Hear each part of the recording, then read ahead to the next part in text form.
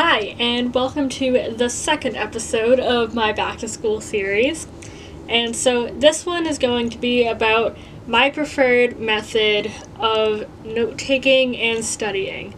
So the first thing that I'm going to be talking about is how I take notes, which I'm going to split up into how I take notes during class for like lectures and stuff, and how I take notes at home in like books. So those two are basically the same thing. I have the same general style of how I do my notes with both, but different techniques because they're obviously different ways of obtaining your information. Usually the books would have like the title and then the text under. So I write down the title that's in the book, and then I just list off all of the points that are important in the paragraph or just section or whatever it's broken up into.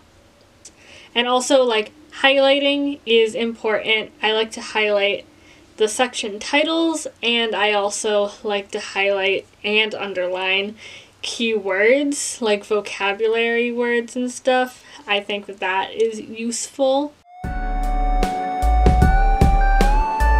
With lectures, usually my teachers also have PowerPoints when they're lecturing, so the PowerPoints will have titles and important details, so that is helpful. So I will do that the same way as I would do a book, where you write down the title and then you write down the important details kind of like in an outline fashion.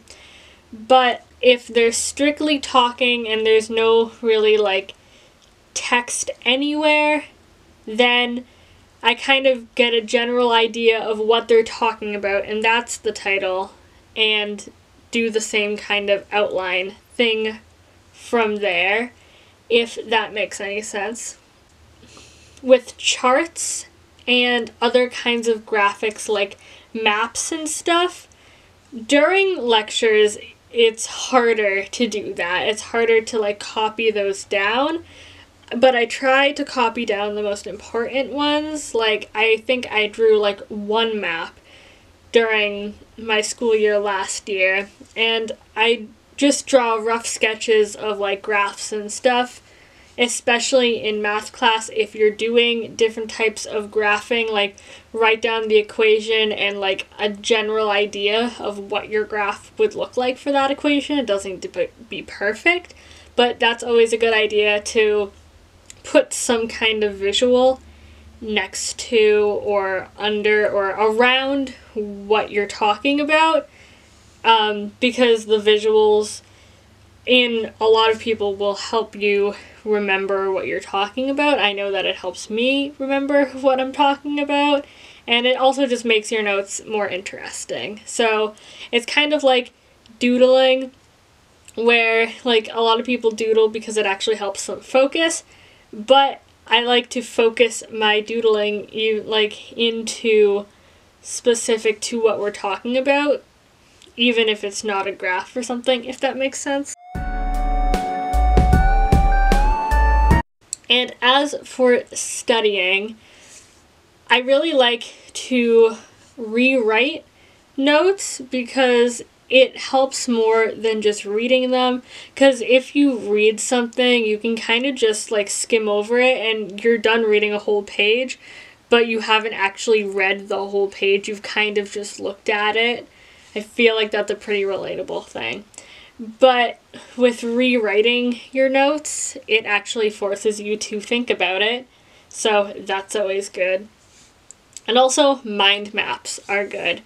Not if there's a lot of information, because I made this one mind map that took me like 2 hours one time, and it was an absolute mess. So I wouldn't suggest it if you have like 100 terms or something like that, because don't do it. It takes too long. But mind maps are a good idea. They help you connect points and just, I guess, make new connections with things that you're not really thinking of all the time. I guess that just helps you remember better, and if you can remember kind of the connections you made, then it helps you grasp the concepts and just remember what they do better.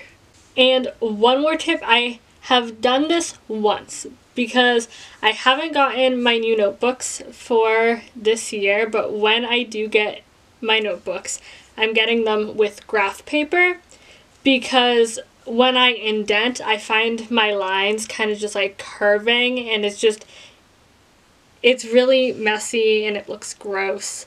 But with graph paper, you can like line everything up, if that makes sense. And so I want to be able to do that. I've done that one time to like kind of test it out in a notebook that I have that's graph paper, but I don't use it for school. It's just used for random things.